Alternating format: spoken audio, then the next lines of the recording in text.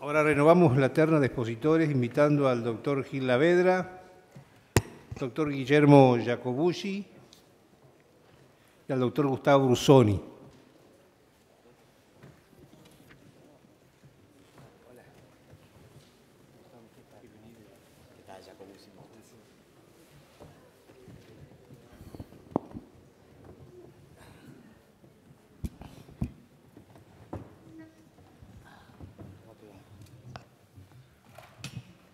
Bueno, continuamos con la palabra del doctor Gil Lavedra. Adelante, doctor, y gracias por venir.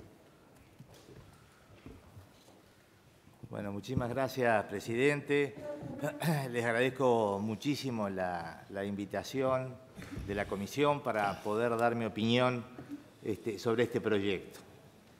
Pero por respeto del tiempo de ustedes y también de la cantidad de expositores que han sido invitados, trataré de ser lo más breve posible, dar un pantallazo de mi opinión en general respecto de este proyecto.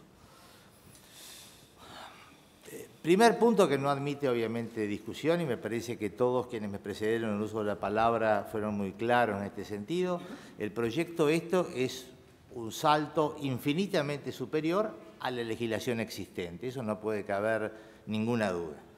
Como tampoco que nuestro modelo constitucional, se inscribe claramente dentro de un lineamiento que separa las funciones de acusar y las funciones de juzgar.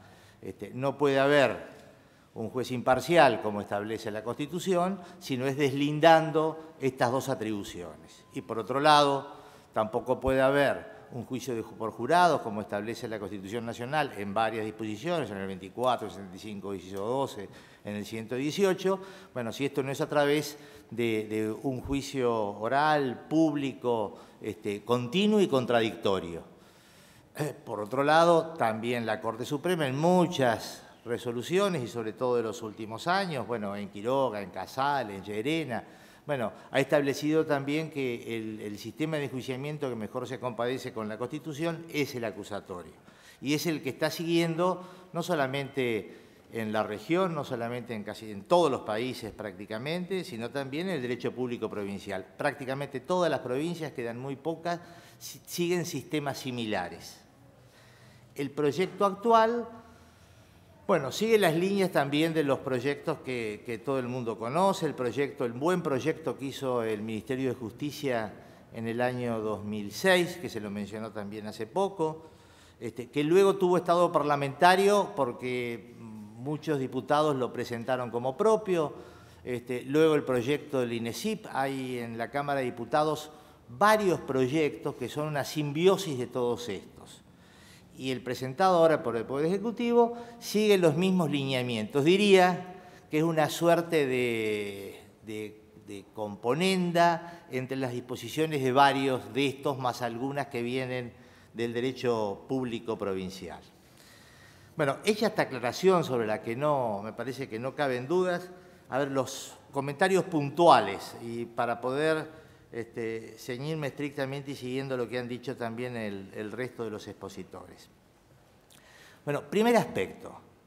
Si ustedes leen el anteproyecto van a ver que habla constantemente de funciones judiciales. Los jueces con función de revisión, los jueces con función de garantía, los jueces con función de ejecución, etcétera, etcétera, etcétera. Esto es porque el proyecto no va acompañado, como es usual, por una ley de organización judicial. En consecuencia, describe la función, pero no el órgano que la cumple. No sabemos cuáles van a ser los órganos que van a cumplir esta función. Esto es porque el proyecto, repito, no va acompañado, como se ha hecho en otras oportunidades, de una ley de organización judicial, que crea estos órganos. Esto en el caso del Ministerio Público, se ve sobre todo multiplicado. Digo, porque hay que ponerse en la cabeza que un cambio del sistema de enjuiciamiento criminal de estas características es un cambio cultural impresionante. Vamos hacia otro sistema distinto. Los modelos actuales de funcionamiento de los tribunales y sobre todo el Ministerio Público tienen que cambiar, pero rotundamente. Nuestros fiscales no solamente no saben investigar ni están capacitados para ellos, sino que tienen una organización interna que refleja, se dice usualmente, a los órganos judiciales. Si esto es así, bueno, sin duda se podrá decir, el proyecto dice que tiene que venir una ley de implementación, ahí será el momento de crear la ley orgánica, la ley de organización judicial, se puede modificar la ley del Ministerio Público. Bueno, puede ser, pero si esa es la intención, bueno, ¿por qué el proyecto trae normas que avanzan sobre la organización? Y me refiero, no me parece sensato la creación de la catarata de cargos del Ministerio Público, que no hacen nada más que reproducir el esquema de organización actual del Ministerio Público, que creo que va a tener que ser modificado necesariamente. Por otro lado, la norma que también se la ha mencionado del artículo 34, si se va a modificar la ley del Ministerio Público como debe hacerse, absolutamente, bueno, esa norma del artículo 34 es impensada y es más, sería muy sano que se suprimiera porque es precisamente la que da lugar a suspicacias de todo tipo. Que el procurador o procuradora tenga la facultad de reasignar las causas que están en trámite y asignar las nuevas, bueno, esto le da un grado de potestad que me parece que resulta no tolerable. Por lo tanto, yo creo que todas las reglas atinentes a creación de cargos, a facultades de la Procuración, etcétera, estas tendrían que ser suprimidas. Por otro lado, también creo que hay una sobreexpansión del papel de la víctima.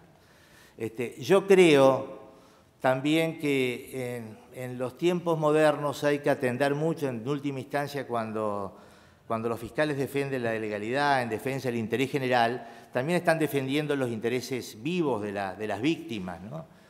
A quienes también de alguna manera representan, y no veo mal buscar algún sistema de darle mayor protagonismo e intervención de la víctima. Me parece que en el anteproyecto se ha exagerado este papel, incluso con la participación de la víctima dentro de los procesos de ejecución. Esto me parece que ya no hace falta tanto. Un punto medular. ¿Qué es lo que va a sancionar el Congreso? ¿Qué es lo que la Cámara de Senadores y Diputados va a sancionar? ¿Va a sancionar una norma procesal o va a sancionar una norma procesal que tiene disposiciones de derecho de fondo y en muchos aspectos es derogatoria del Código Penal?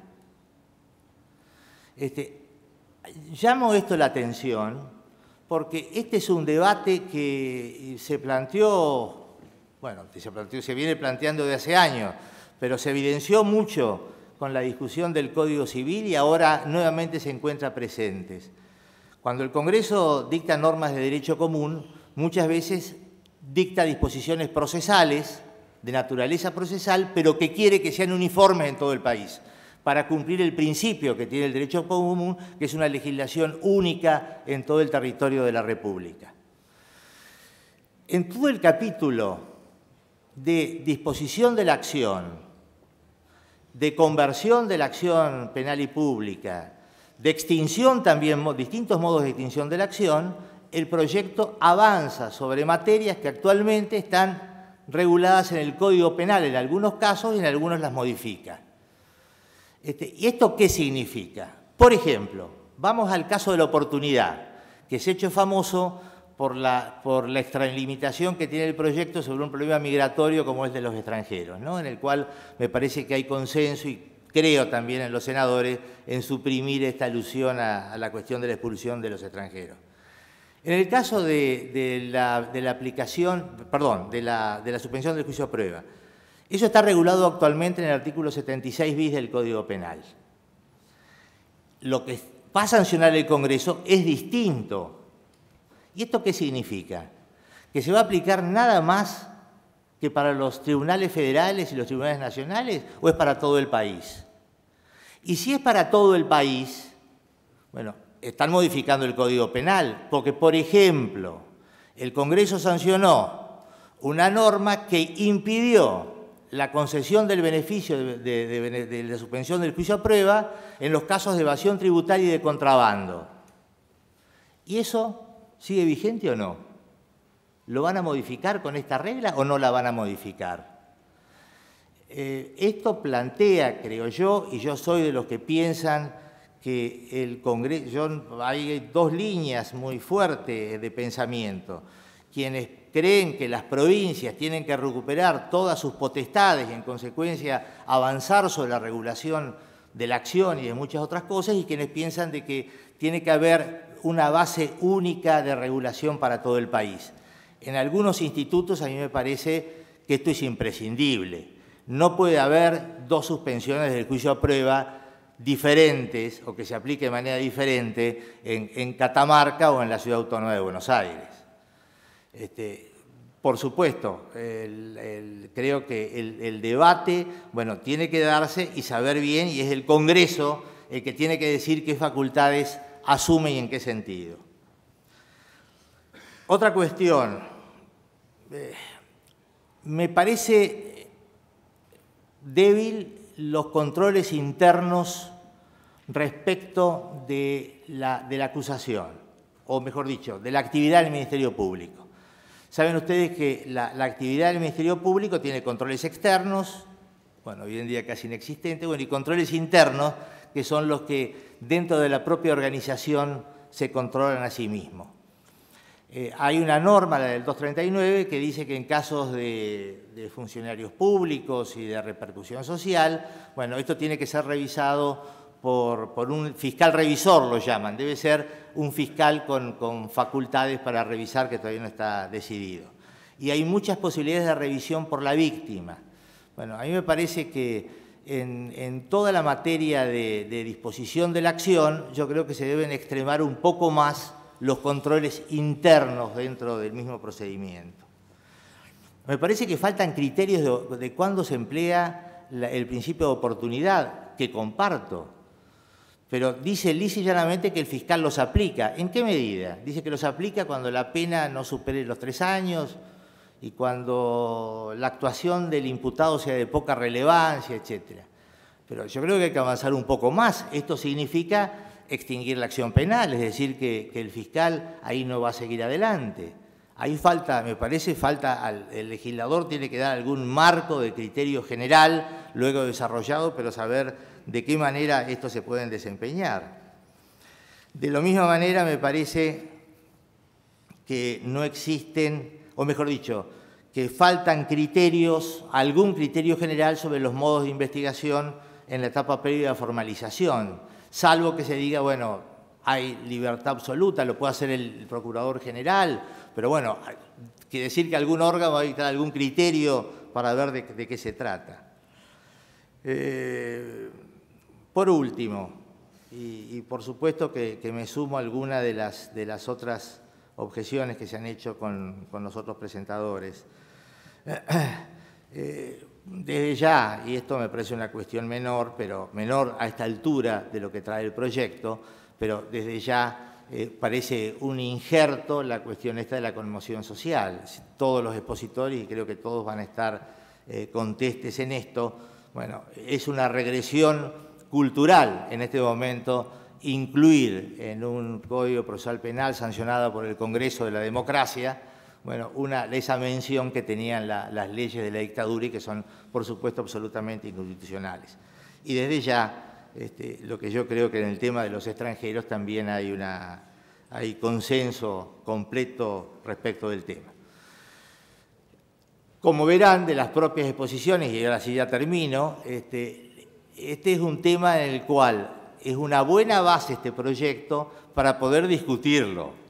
Creo que se podría enriquecer muchísimo en el Congreso si esto tuviera un tiempo de debate adecuado, porque estos son señalamientos muy puntuales y groseros, pero creo que el proyecto podría mejorar muchísimo, bueno, si tiene el debate que una ley fundamental como esta merece en un país democrático. Muchas gracias.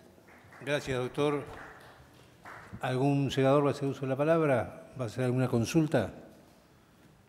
Bueno, continuamos con el doctor Guillermo Giacobuzzi. Gracias, señor presidente. Para mí es un honor poder reflexionar junto a esta honorable Cámara y todos los presentes sobre este proyecto. Para no agotar la atención, lo primero que quiero decir que obviamente es casi indiscutible señalar que este proyecto supone un avance significativo porque el sistema acusatorio ya prácticamente no se discute como más eficaz como modelo de persecución del delito. Dicho esto, y para no repetir lo que ya se analizó por los colegas, voy a puntualizar algunas cosas. La primera de ellas es que el Código de Procedimientos Penal forma parte de un sistema penal y, por lo tanto, analizarlo de manera autónoma respecto, por ejemplo, de un anteproyecto de Código Penal, abierto como está este proyecto a un sistema de jurados, pero que no le incluye, a pesar de que es algo esencial para referirse, supone una serie de riesgos muy importantes. Solo como ejemplo retórico, en el proyecto de Código Procesal se habla de la reincidencia.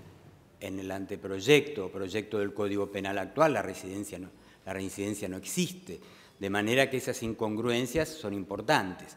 Pero además se solapan, como bien marcaba el doctor Gil Lavedra, aspectos que están tratados ya en el Código Penal actual y en el proyecto de Código Penal, de manera que crean un estado de asistematicidad que no puede permitirse en una política de Estado tan importante.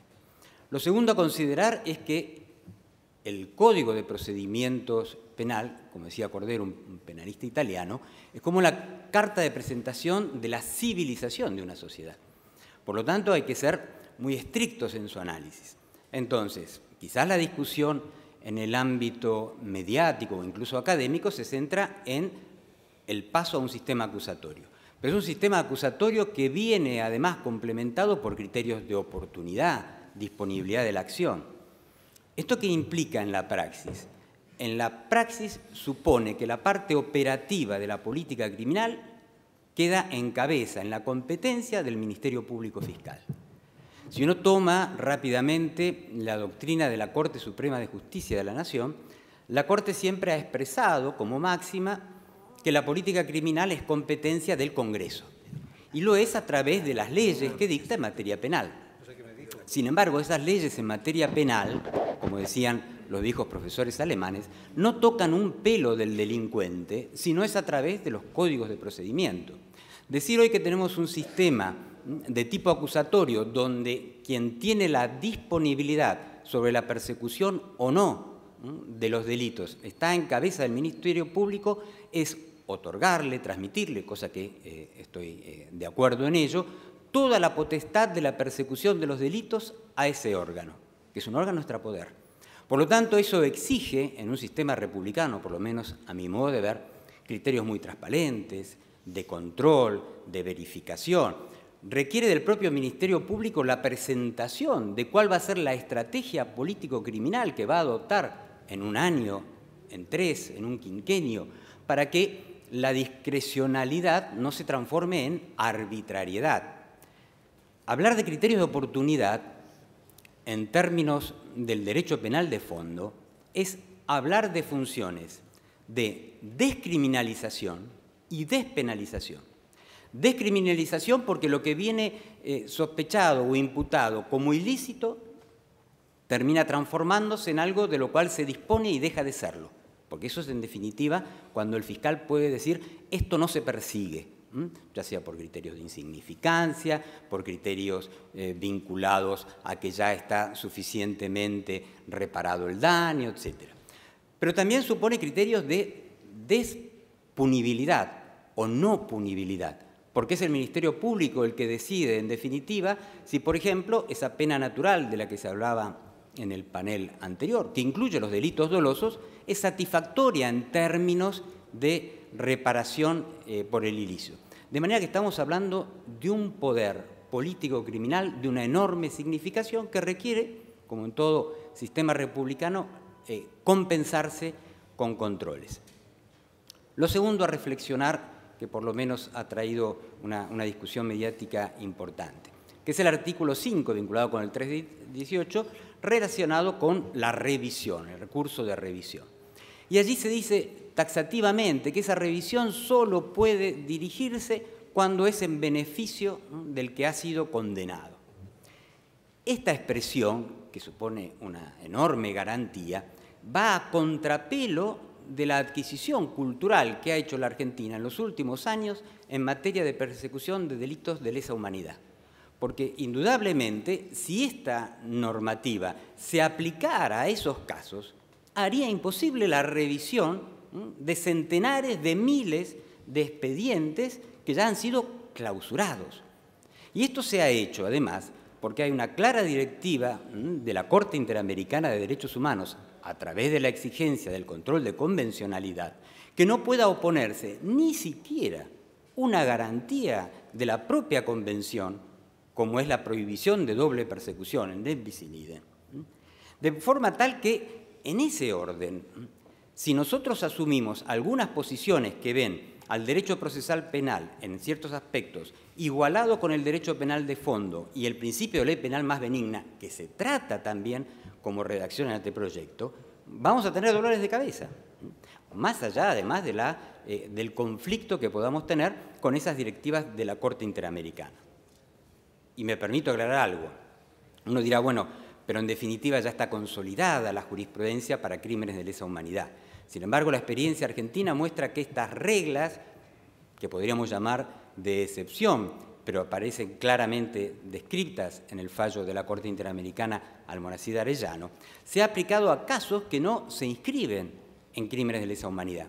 Y a modo de ejemplo, René Derecho, Expósito, Expósito es como la contracara de Bulacio, es decir, que son crímenes aberrantes, donde están integradas fuerzas de seguridad, pero que no alcanzan el estándar de crímenes de lesa humanidad. De manera que si tuviéramos que reflexionar, encarnando un ejemplo, el caso de Arruga, y los funcionarios policiales hubieran sido sobreseídos o absueltos, y ahora aparece el cuerpo de este menor y pudiéramos detectar algún signo de tormentos, etc., no podría aplicarse ninguna revisión a pesar de que ha sido manipulado por el poder la impunidad de estos funcionarios. Bueno, eso nos tiene que hacer reflexionar porque, por lo menos desde la perspectiva de un magistrado que además es profesor, lo importante es abrir el paraguas antes de que tengamos los inconvenientes. Respecto a los extranjeros, no voy a repetir lo que ya se dijo, ya desde una perspectiva más bien de utilidad y conveniencia, creo que la mención al juicio por jurados requiere indudablemente, aunque sea guardar un tiempo para incorporar lo que este Congreso decida sobre el sistema de enjuiciamiento por jurados, porque sería, por lo menos, hipotéticamente asistemático que después haya que hacer un sinnúmero de correcciones para adaptar esto que se dice acá con el sistema de jurados. Piénsese simplemente en todo lo que hace a las revisiones, que en un sistema de jurados quedarían reducidos a lo mínimo. En el orden práctico también vamos a tener un periodo de transición. A mí me ha tocado como magistrado, a pesar de que delata mi edad, o por lo menos mi antigüedad en la función judicial, el traspaso del sistema escrito al sistema oral. Prever cómo se va a hacer esa transición es asegurar o también apostar al fracaso de este cambio. Un sistema de transición mal regulado es la condena de lo que se piensa lograr. Y reparen ustedes que solo viendo la cantidad de expedientes ante la casación, ante los tribunales orales e instrucción, ese sistema de transición tiene que ser estudiado, analizado, para que pueda permitir finiquitar todas esas causas en trámite y al mismo tiempo aplicar este nuevo sistema. ¡Wow! Eso, como dirían los chicos, exige un esfuerzo de organización mayúsculo. Esfuerzo, además, que debe ser llevado al plano administrativo. Yo en este momento soy juez de un tribunal oral. Si me van a poner una oficina judicial, buena parte de mi personal no hace falta, porque ese personal está dedicado a trabajar en cuestiones administrativas que debieran ser dirigidas a esa oficina netamente administrativa. Por eso no se entiende tampoco la cantidad de cargos que se proyectan para el Ministerio Público si en realidad no se adecuan a este nuevo modelo. Este es un modelo, como bien señalaba el doctor Gil Lavedra, que debe cambiar la cultura de los fiscales. Un fiscal que se queda sentado en su escritorio no sirve para este modelo. El fiscal tiene que ser proactivo y eso nos lleva además a regular claramente su relación con la fuerza de seguridad. Porque está claro, para quienes llevamos muchos años en la justicia, que nosotros no andamos corriendo a los delincuentes por las calles, no hacemos nosotros las escuchas telefónicas, no verificamos nosotros los intercambios por Internet. Nosotros en realidad parecemos muy importantes como fiscales o como jueces, pero tenemos pies de barros, porque eso lo realizan las fuerzas de seguridad. De manera que, ¿cómo hilvanar esa relación? ¿Qué tipo de fuerza de seguridad? Si va a haber una fuerza en realidad de investigación más que de seguridad, vinculada al Ministerio Público, eso debería estar ya previsto. Porque cuando se creó también el sistema oral, hace unos cuantos años, estaba prevista la llamada policía judicial. Ni siquiera tuvimos 3 Boy Scouts para poder realizar la tarea. De manera que, más allá del respeto, las dudas que nos pueden suscitar las distintas fuerzas de seguridad, en este caso federales, obviamente por la competencia del Código, sería bueno prever todo eso. En punto algo que dijo el maestro, el profesor Maya. Indudablemente la repetición de recursos es un obstáculo para cumplir con los plazos. Lo que debiéramos tener en cuenta es aquello que nos manda la jurisprudencia de la Corte Interamericana, que es la revisión intensiva, completa, plena de las condenas. Nuestra jurisprudencia ha adoptado la idea del doble conforme para un sinnúmero de decisiones importantes. Eso conspira para la celeridad. En definitiva, el doble conforme es una idea de la Comisión Interamericana, no surge de la doctrina de la Corte. Y lo que ha dicho nuestra Corte respecto de la jurisprudencia de la Corte Interamericana se circunscribe a la Corte, no a la Comisión. De manera que hay que desmontar esa idea del doble conforme, hay que quedarse con la revisión plena, amplia de la condena y, obviamente, todo aquello que se vincule con la privación de la libertad o afectación de derechos fundamentales que ciertamente requieren ese control. Sin embargo, como está previsto el proyecto, uno tiene la tranquilidad, porque se ha volcado casi como si fuera un texto académico, las exigencias de proporcionalidad. Si uno lo va desagregando el texto, va encontrando necesidad, eficacia, menor carácter gravoso, etcétera, para la prisión preventiva. De manera que solo excepcionalísimamente habrá justificación para privar a alguien de la libertad durante la etapa de investigación antes de la condena firme. De mi parte nada más. Muchas gracias. Gracias, doctor. ¿Alguna pregunta? Bueno, damos la palabra ahora al doctor Gustavo Brusone, juez vocal de la Cámara Nacional de Apelaciones en lo criminal y correccional de la Sala Quinta. Adelante, doctor, bienvenido. Bien, muchísimas gracias. Yo también siento un honor muy importante que me hayan invitado a compartir con ustedes algunas inquietudes respecto del proyecto de reforma. Recuerdo que a comienzos de año, cuando se estaba discutiendo y se empezaba a discutir el proyecto de Código Penal, la Comisión de Diputados, la Comisión de Derecho Penal de Diputados, invitó a un grupo de personas entre las que estuve para discutirlo. Y es cierto que el momento de poder discutir conjuntamente desde el Congreso de la Nación, que tiene la competencia por el artículo 75, inciso 12, de dictar el Código Penal y por el 75, inciso 30, del dictado del Código Procesal Penal de la Nación, que lo puedan hacer conjuntamente es un momento ideal, es un momento histórico único. Y en ese sentido creo que se tiene que ver de esa manera y no se puede ver de manera separada. Se hicieron una serie de objeciones respecto de cuál es el órgano competente para el dictado de las leyes procesales. Si estuviéramos en la legislatura de San Luis o en la de Corrientes, yo les diría, ustedes pueden dictar estas leyes. Ustedes pueden dictar las leyes que tengan que ver con el régimen y el ejercicio de la acción penal. Es más, pueden dictar las leyes que tengan que ver con la extinción de la acción penal. La decisión que tienen que tomar, me parece a mí, perdón que me meto en esto, como legisladores nacionales, va a otro lado después. Es, ¿qué decisión si van a tomar una decisión en el Código Penal? Pues cuando decimos que el régimen de la acción y todas estas cuestiones hacen al derecho penal material, es simplemente porque está en el Código Penal. Porque en 1921 se tomó una decisión política de incluirlas en el Código Penal, pero no porque sean derecho procesal, por el contrario, son derecho, es decir, porque sean derecho material, son derecho procesal. y se incluyeron ahí por una decisión política. En 1930 la Corte Suprema, cuando se ocupó del tema, señaló que si bien puede ser, porque estaban discutiendo el plazo para interponer una excepción perentoria, es decir, un plazo. La Corte, que está en el Código Civil, cuando se discutió eso, la Corte dijo, bueno, tenemos que regular determinadas cuestiones con carácter general, porque es correcto que lo haga el legislador nacional para todo el país, porque hay cuestiones de interés que así lo indican. Y por razones de política criminal probablemente sea bueno, sea correcto, que eso se pueda hacer respecto de todo el país. De la misma manera, y como lo decía Mayer también señalándolo, cuestión que es bastante crítica y polémica, cuando ustedes leemos nuevamente la competencia del Congreso Nacional para el dictado de leyes en el 75, inciso 12, en la última parte se refiere a que es competencia de esta Casa el dictado de la ley que instaura el juicio por jurados.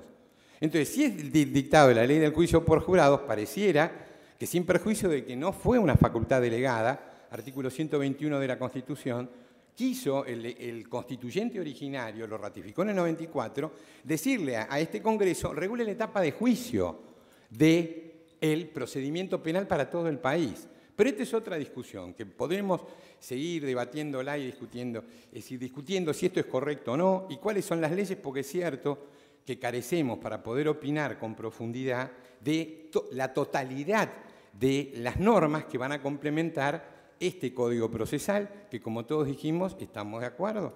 Es decir, todos estamos de acuerdo y no hay fisuras en cuanto a que se tiene que seguir manteniendo, por ejemplo, una figura medieval como la del juez de instrucción, que investiga, que impulsa la acción y que protege a su vez los derechos del imputado que está investigando. Es decir, hay un problema importante. Y después de los fallos Quiroga y Llerena, es imposible que esto se siga sosteniendo. Cuando fracasó políticamente el proyecto Mayer a mediados de los 80 y el impulso político lo tuvo otro proyecto, en el Ministerio de Justicia en aquel momento incluyeron una regla, una norma, que fue señalada en una de las intervenciones hoy, y es la facultad que tiene el juez a cargo de la instrucción de un caso de delegar la instrucción en el Ministerio Público Fiscal. La idea de esa regla, que es absolutamente anárquica desde el punto de vista logístico, porque no se sabe qué cantidad de recursos puede haber en un lugar a otro, era para ir conformando las costumbres de los operadores judiciales en dirección al modelo que tenía que terminarse, porque es el modelo constitucional. Los precedentes Quiroga y Llerena avanzan en una redacción, sobre todo Quiroga, pero la figura del juez de instrucción pende de un hilo en el código, es decir, es inminente que en algún pronunciamiento, de alguna manera, sea declarada inconstitucional esa figura. Por eso urge, de forma imperiosa, que los legisladores nacionales se ocupen de tratar de dar una respuesta a esta cuestión que clama, todas las provincias lo han hecho, a nivel internacional es así. No hay ninguna discusión posible sobre que en una persona, y esta figura vuelvo a decir, cuando hablamos de juez, lo que ocurre es que el juez concentra funciones. Y lo que tenemos que tratar de lograr es que el juez no concentre más funciones, olvidémonos del inquisitivo y demás, que los roles en el procedimiento estén bien separados. Y respecto de esto es algo que no habría discusión. Es más, perdón que incursiono en una... me tomo el atrevimiento de decir, si modificaran la regla del 196 y alguna pequeña cuestión más, y si un plenario, a mi criterio, triste plenario de la Cámara de Casación Penal hubiera resuelto otra cuestión, que fue el plenario Blanc, probablemente la regulación de esta cuestión se hubiera dado de otra manera.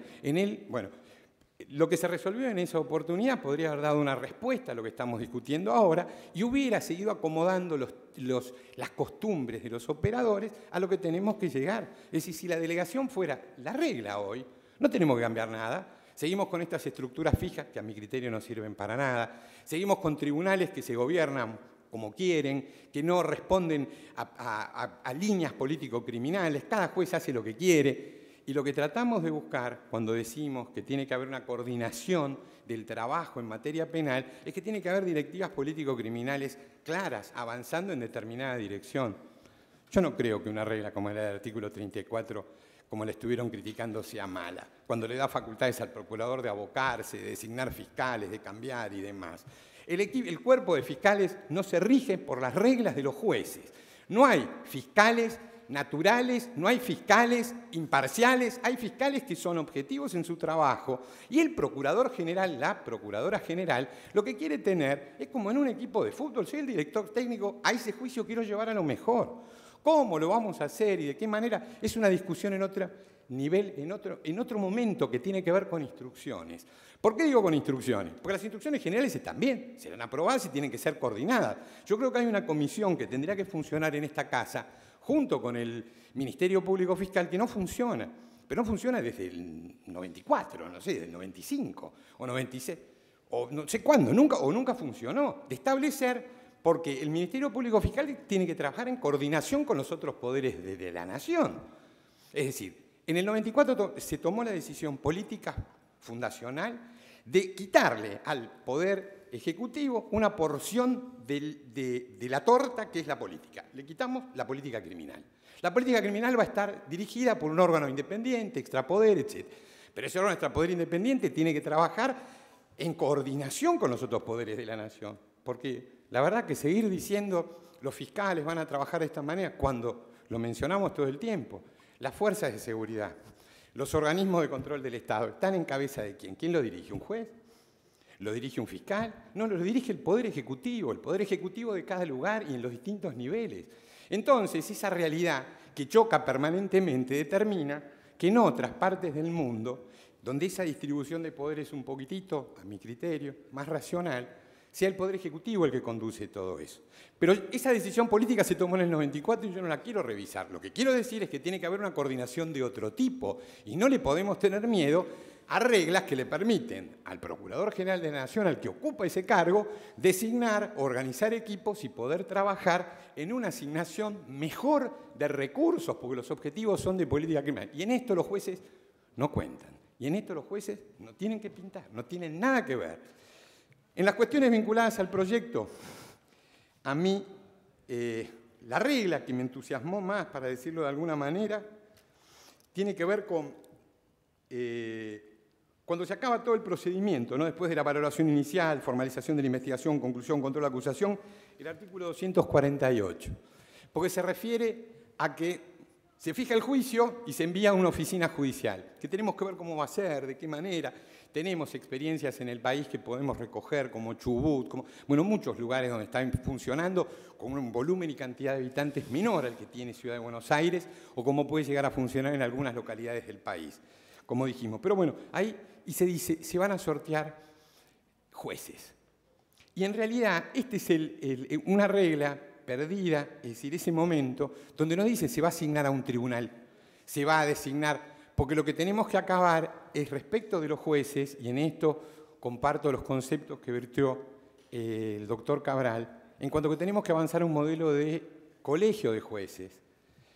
Un colegio de jueces donde los jueces sean, es decir, y tampoco una regla, hablaban de la suspensión, que en la mitad del juicio se puede suspender el juicio a prueba y redefinirse.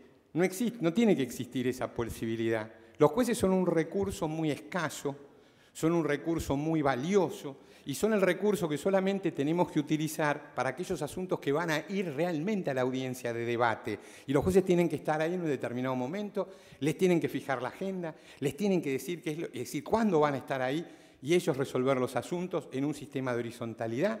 Y si quieren establecer instancias de revisión superiores para las sentencias definitivas, se podrá hacer o no, pero eso se tendrá que determinar. Pero lo cierto es que tiene que haber un nivel de horizontalidad, ¿no? Entonces, a mí me parece que el proyecto es bueno. Tenemos que seguir discutiendo. Claro que necesitamos las leyes de implementación de todo esto y cómo se va a llevar adelante. Pero lo más importante de todo sería, ojalá reformaran y dijeran, todo se va a delegar mañana. Un proyecto que dijera una cosa así. Lo único a lo que sí me quiero referir, porque es llamar la atención, ¿no? Respecto de un problema muy grande que tiene el proyecto, un problema grande, no es un problema grande. Cuando desembarcan en el año 1997 dos leyes, la suspensión de juicio a prueba, en el mismo día, la ley que establece e incorpora el artículo 431 bis en el Código Procesal Penal de la Nación, que habla del juicio abreviado, fue como que ingresó un meteorito que le pegó a todo el procedimiento, porque las prácticas de modelo y cultural que estamos acostumbrados se vieron modificadas. totalmente por nosotros. Venía una práctica que hablaba de negociación. Ingresábamos no sabemos, en un mercadeo de pena con esto, con el otro, y el Ministerio Público y los fiscales empezábamos a trabajar en aquel momento.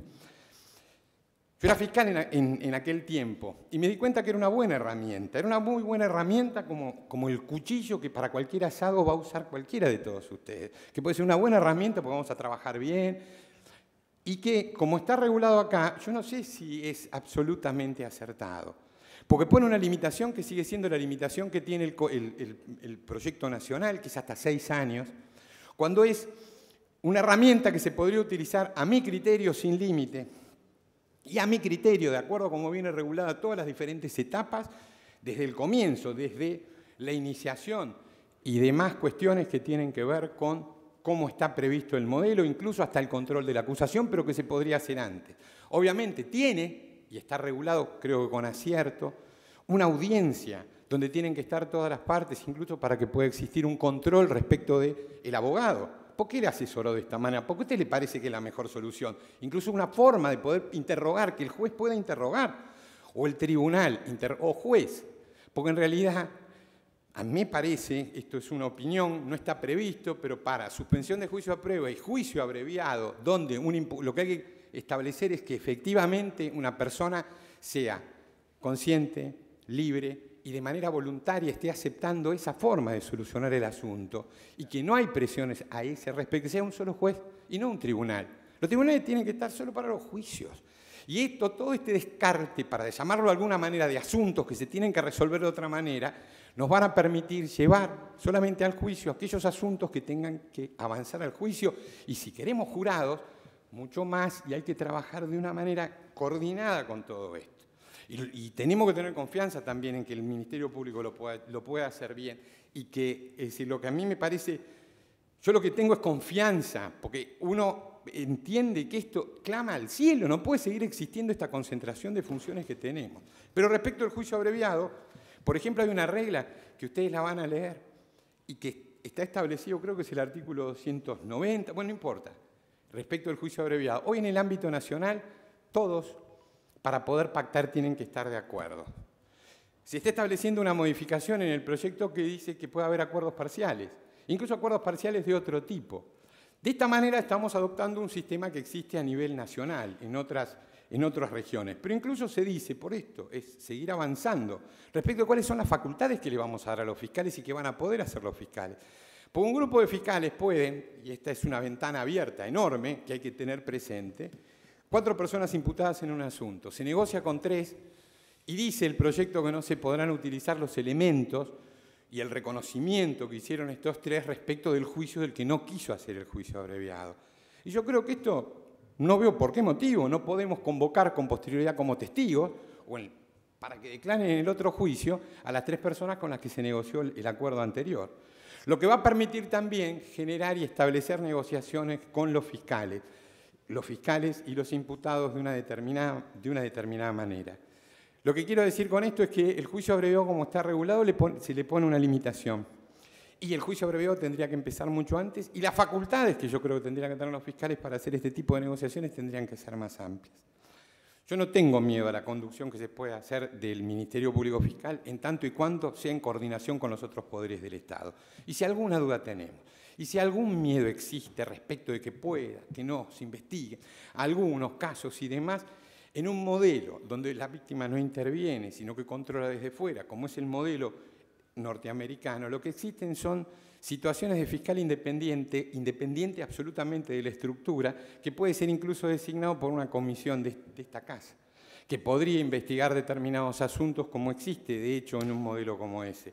Pero no tenerle miedo a que en la mayoría de los casos pueda llegar a ocurrir, porque si no estamos pensando en lo patológico y no en cómo tiene que funcionar. Porque lo que queremos es que funcione bien, no que funcione mal, y prever para el momento que va a funcionar mal. Fijémonos de qué manera podemos establecer la excepción, pero regulémoslo después todo bien. Porque vuelvo a repetir, la idea es que se lleven adelante objetivos político-criminales, coordinados con los otros poderes de la nación y de una manera correcta y coherente. Y esto lo podemos lograr solamente si tenemos un cuerpo de fiscales potente y jueces que estén controlando esto. Yo sentí un poco de, lo quiero decir así, me parece un cierto desaliento cuando iba escuchando, tenemos que hacer los cambios. Claro que sí, en tribunales cambiarnos de edificio es más difícil que modificar el Código Penal. Y ni hablar, sino la ley que vamos a discutir hoy, ¿saben cuál es? El cambio de horario en tribunales. Esa ley seguro va a ser una bomba, porque va a ser una bomba como a la tarde tenemos que trabajar o en tal horario si ya tenemos... No, y todo eso se tiene que modificar, eso sí se tiene que modificar. Tiene que haber jueces 24 horas para atender determinados asuntos. Tenemos que estar resolviendo las cosas de otra manera. Y no podemos pensarlo de esta forma. Esas leyes son importantes. Pero lo más importante, lo que clama al cielo, es que no puede haber más concentración de funciones de los jueces. Esto, no sé cuándo, pero en realidad pronto se tiene que resolver. Y muchas cosas más podríamos decir de cada detalle, pero ya es muy tarde. Muchas gracias y nada más. Gracias, doctor Brusone. Senadora Negri. Gracias, presidente. Bueno, gracias a los tres expositores. Pero yo, como represento a la provincia de San Luis y soy una gran defensora del federalismo, simplemente no voy a opinar sobre el proyecto, pero sí quería hacer una aclaración con respecto a las manifestaciones del doctor Brusone. O sea, los dos, el doctor Jacobucci y el doctor Brusone, son de la... el doctor Jacobucci es juez de la Ciudad de Buenos Aires, del Tribunal Oral, y usted es juez nacional de la Ciudad de Buenos Aires. Nosotros le decimos del puerto. Pero le quiero decir que nosotros, las provincias argentinas, seguimos viviendo en un régimen federal con la Constitución del 94 y no delegamos en una facultad autónoma nuestra, y además somos provincias preexistentes, como es la mía, no delegamos de ninguna manera al Congreso Nacional que legisle la legislación procesal. Se lo quiero dejar aclarado en ese sentido porque lo consideramos, además, yo lo considero desde mi posición federal como una afrenta que se me venga a decir que el Congreso Nacional tiene que legislar lo que mis autoridades elegidas democráticamente, que son mis diputados y mis senadores provinciales, tienen constitucionalmente. Yo creo que la Constitución del 94 de ninguna manera avanzó sobre ese y que nuestra vocación federal, a pesar de ser provincias preexistentes, fue ratificada en su totalidad en la Constitución del 94. Gracias, doctor. Nada más. Gracias, senadora. Bueno, les agradecemos, los liberamos. Muy amables. Por venir.